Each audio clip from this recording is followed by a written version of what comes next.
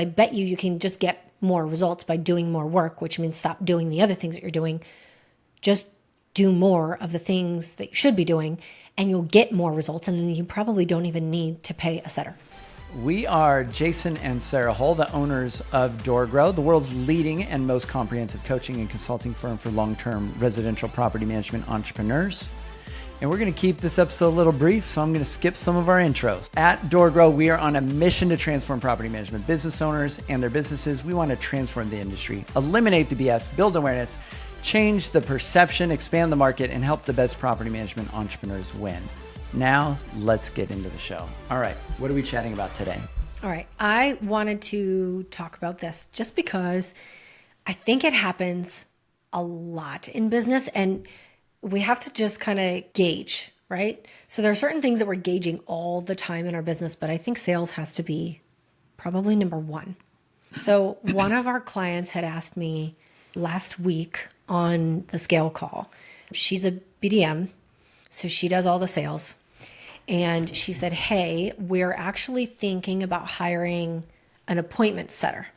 And they will kind of help with a lot of the outbound calls and, the follow-up and the scheduling and, rescheduling any appointments and just kind of like staying on top of things and making sure that everything is being tracked and, moving forward and doing a whole bunch of outbound calls. That's really what setters do, is they just sit and call all day long. Yeah. So she says, yeah, we're thinking about hiring this sales setter.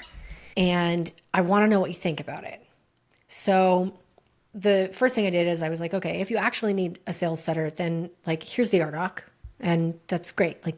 We would hire a sales setter. Job description for those unfamiliar. Yes.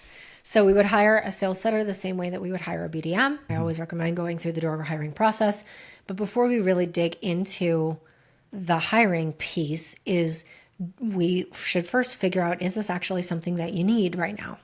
So one of the tools that we have for our clients in their client workbook is the sales tracker.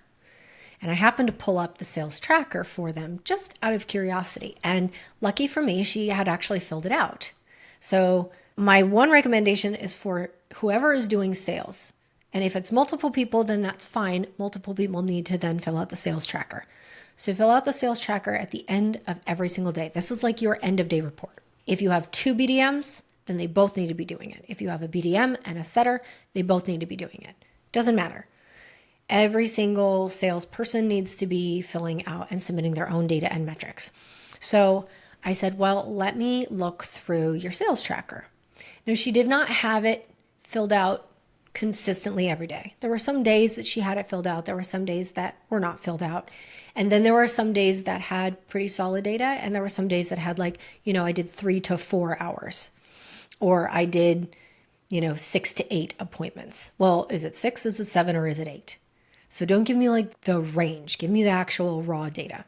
So I was looking through this, and even with the data that she had in there, I was able to kind of make an assessment. I said, listen, if this was my business, I would not be at this point in time, I would not be looking at hiring a sales setter. The reason being is that with the resources that we currently have, which is a BDM, what we need to do is just turn up the volume for the BDM.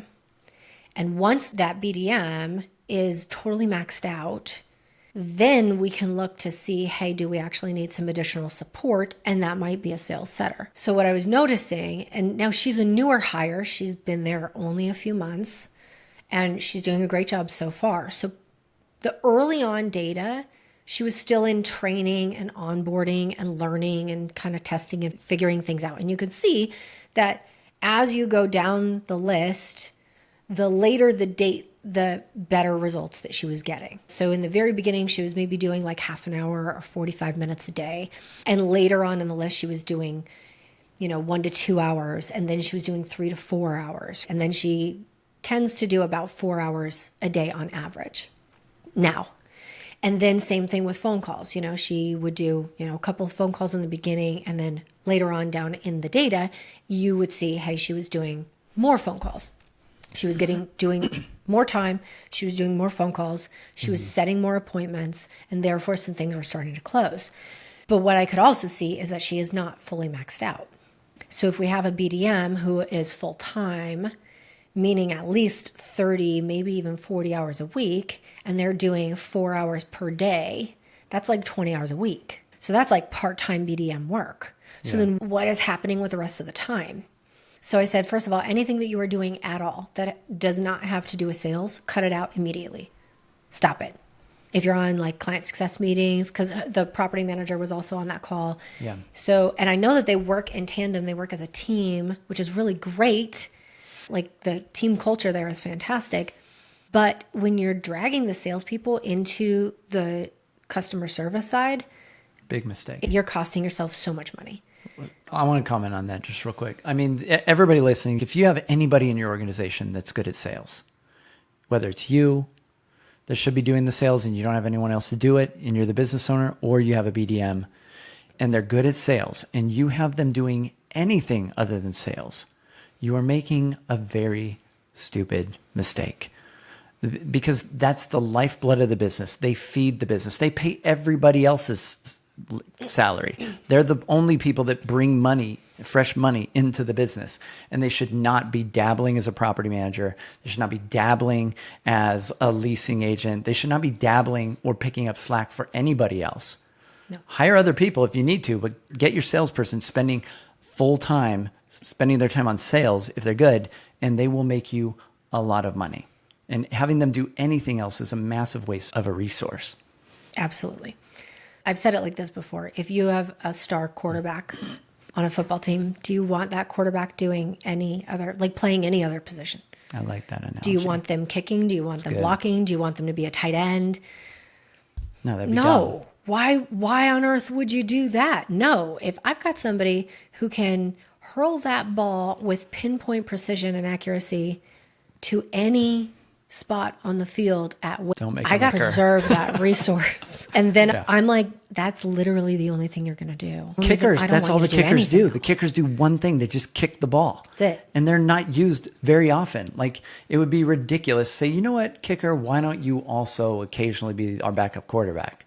Like, you're second string now. Like, it doesn't make sense. If he could be a quarterback, he would not be a kicker. Right. Yeah. Yeah. So I said, anything that you're doing that is not sales, stop it immediately, like today. Don't stop it Monday, stop it today. Okay. That's it, period. That's number one. Then number two, we need to just get more time out of you. So if you're doing, 4 hours a day, what's the rest of your time being spent doing? So we need to spend more time, and then we just need to increase the number of calls. So she actually happens to be in my accountability group. So that call was Friday. Every Monday, we have a Telegram group that it's real quick. It's just an accountability group. We set a personal goal and a professional goal for the upcoming week. And then we give updates on the previous week.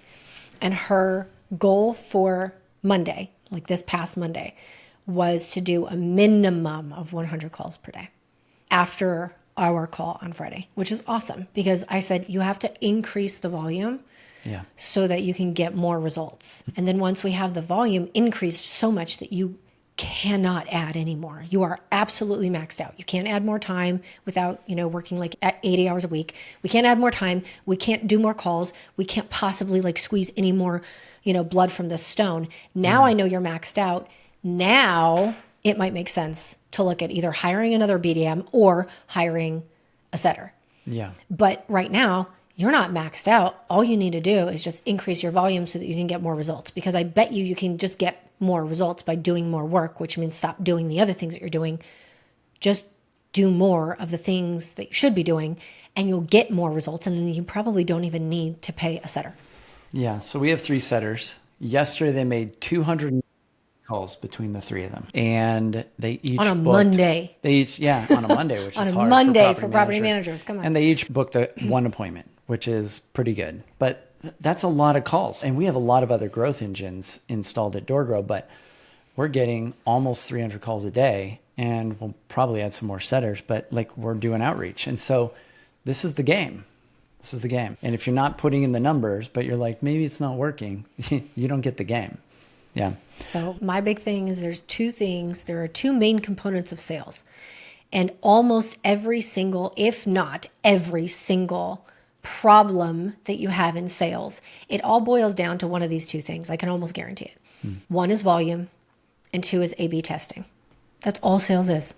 And if you fix your volume and you A/B test everything to optimize for best results, you will never have a sales problem. Yeah. So that's what we figure out here at DoorGrow is how to have people optimize A/B testing and volume. And that's why our clients can get the results that they're able to. That's why our clients can get results that other people aren't able to. They're like, oh, I'm doing like all these calls, I'm doing all this stuff. Yeah, but you're not doing it. Either you're not doing enough or you're not A/B testing the right way and you're not using the right strategies. Yeah. I mean, everything. Like, listen, I can give you a list of, 1,000 people and you can call them your way and we can call them our way and we'll get better results. Why? Because we've A/B tested everything.